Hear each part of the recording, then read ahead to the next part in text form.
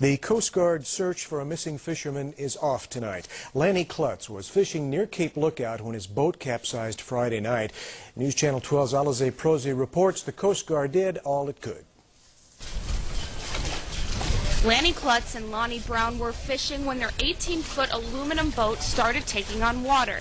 The Coast Guard got a call at 8 o'clock Saturday morning. When guardsmen got to Cape Lookout Bight, Brown was clinging to the hull of the boat, which had flipped over. He had been there since 8 o'clock the night before. He was cold. He'd been up all night. Brown told the Coast Guard Klutz was having trouble swimming. He was nowhere to be found. The survivor tried to disentangle a line to throw to him. He said he turned around to try to disentangle a line.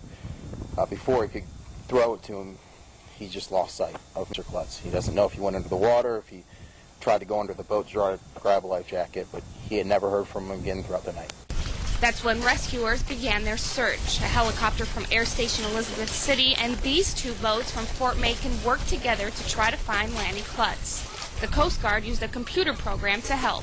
For mapping and for information when it comes to trying to figure out how objects move in the water, drift, that kind of thing. That program pinpointed the best areas for where Klutz could be found. The Coast Guard spent 6 hours on this boat searching Saturday, and although they did not find the missing boater, they did find a gas can and a life jacket.